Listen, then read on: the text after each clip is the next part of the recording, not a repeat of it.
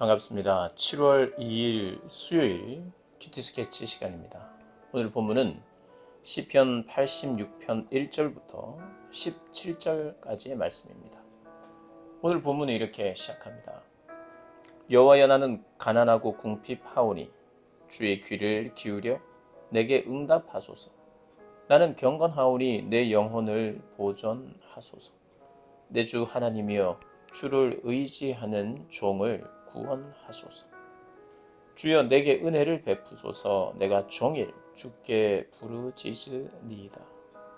주여, 내 영혼이 주를 우러러 보니 주여, 내 영혼을 기쁘게 하소서. 주는 선하사 사죄하기를 즐거워하시며 주께 부르짖는 자에게 인자함이 후하심이니이다. 오늘 본문도 단원시인데요. 계속 시편의 단원시를 우리가 다루고 있습니다. 계속해서 동일한 패턴이죠. 오늘도 계속해서 탄원을 하는데 이 탄원자의 고백이 항상 겸손합니다. 자신의 죄와 또 백성들의 죄를 겸손하게 그렇게 인정을 하고 또 하나님의 하나님 되심을 있는 그대로 우리가 하나님 앞에 아부하거나 또 아닌 것을 그렇다고 말하면서 주님 앞에 나갈 수 없습니다. 주님은 우리가 진실한지 진실하지 않은지 아시죠. 그래서 오히려 하나님이 믿어지지 않을 때 하나님 참 제 믿음 없음을 용서해 주시고 또 제가 이런 믿음이 없습니다라고 고백하는 하나님이 좋아하시지, 나에게 정말 그런 믿음이 없음에도 불구하고 믿음이 있는 것처럼 표현하거나 나가서는 안 되죠. 어쨌든 정말 겸손하게 주님 앞에 나아가고 자신의 상황을 인정하면서 나아가는데 오늘 본문을 보면 자기가 가난하고 궁핍하다고 이야기합니다. 여기서 말하는 가난은요, 실제로 가난하다는 거예요. 실제로 궁핍하다는 겁니다. 물질이 궁핍하고 경제적으로 궁핍하고 사회적으로도 궁핍하다는 거예요. 관계가. 사회적 관계가 어렵습니다. 그리고 경제적으로도 손해를 봅니다. 실제로 고대 사회에서는 신앙 때문에 특별히 이스라엘 백성들이 모든 사람이 믿는 자였을 때는 괜찮습니다. 그런데 많은 우상들이 들어오고 또 참 종교를 핍박할 때가 있죠. 그리고 나라가 빼앗겼을 때 그렇게 또 핍박을 당하죠. 또 예수님을 믿게 되는 기독교로 개종할 때 유대인들로부터 큰 핍박을 받죠. 그러니까 참된 신앙인은 핍박을 받습니다. 핍박이 없는 시대도 있었습니다만은 진리를 믿고 사수하고 진리대로 살면 핍박이 있습니다. 근데 그 핍박 중에 하나가 사회적인 고립이에요. 고립. 공동체로부터 격리당하거나 고립, 그리고 경제적으로도 힘듭니다. 경제적으로 그들의 물건을 사주지 않아요. 그들에게 동일한 가격으로 팔지 않습니다. 그러니까 격리를 시키는 거예요. 그런 어려움 속에서도 네가 믿을래? 믿음을 추구하겠느냐? 가난하고 궁핍하게 살 것이냐를 물을 때가 있습니다. 그리고 우리는요, 하나님을 선택함에 있어서 늘 쉬운 선택이 아니에요. 하나님을 선택할 때 나만 어려운 것이 아닐 수 있어요. 우리 가족이 어려울 수도 있고 우리 친구들도 어려울 수가 있어요. 그러나 그걸 감수하는 거죠.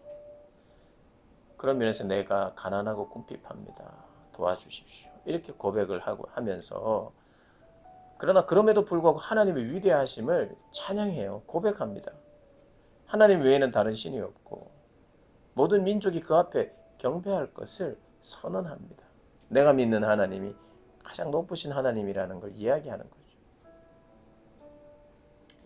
그러면서 시인이 정말 원하는 것은요, 내 눈앞에 있는 내 문제, 내 상처에만 매달리지 않아요.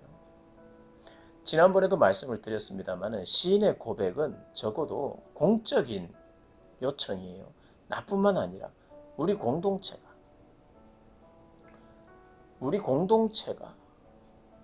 주님 앞에서 혜택을, 구원을 깨닫기를 원한다. 이거예요, 이거. 그리고 우리를 진리로 다스려 주시기를 원하는 걸 늘 기도합니다. 이 문제만 해결해 주세요라는 기도가 아니라 하나님의 길을 보게 해달라. 하나님의 진리로 인도해달라. 하나님의 진리를 내가 깨닫게 해달라.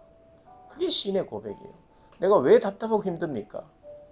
당장 내 앞길을 몰라서 그 정도 때문에 답답한 게 아니라 궁극적으로 하나님이 우리에게 원하시는 바들,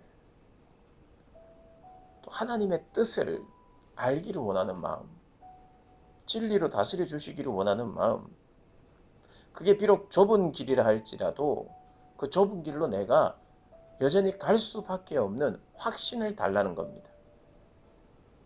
하나님의 크신 변함없는 그 사랑을 깨닫기를 원합니다.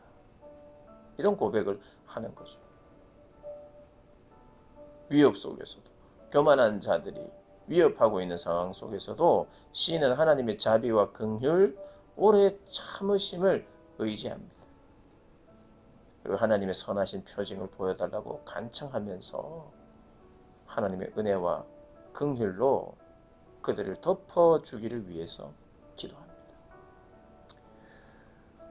우리가 하나님이 우리의 삶의 전부다라는 건 어려울 때 우리가 의지할 만한 분은 하나님 한 분밖에 없다는 뜻이죠. 그러니까 하나님만을 의지해야 되죠, 저희는. 그리고 우리가 기도할 대상은 하나님밖에 없죠. 왜냐하면 그분이 전능하시니까. 그러니까 우리는 어려운 상황을 맞이할 때 내가 의지하는 분이 누구이신지 고백할 수 있는 기회가 되기도 해요. 정말 그렇습니다, 하나님. 저는 의지할 분이 하나님밖에 없습니다라는 것이 기도죠. 이런 고난 가운데 유일하게 내가 기도할 수 있는 대상은 하나님밖에 없습니다. 그래서 내가 고난 중에도 붙들 이는 주님밖에 없습니다라고 그렇게 고백하는 거예요. 시인은 하나님 앞에서 정말 겸손하게 그리고 전심으로 기도합니다. 우리에게 요청합니다. 그래서 어려움이 있느냐, 고난이 있느냐, 그 고난이 기냐, 그때 무엇을 할 것인가? 전심으로 기도하라. 기도. 그래서 기도를 회복할 것을 요청하십니다. 우리가 기도해보기도 하고 또 인내하며 기다려 보기도 하지만 정말 하나님이 도와주시지 않는 것 같은 그때 이 시편은 다시 구하라. 전심으로 하나님을 찾으라. 하나님 살아계시다. 우리에게 이렇게 권면하고 있습니다.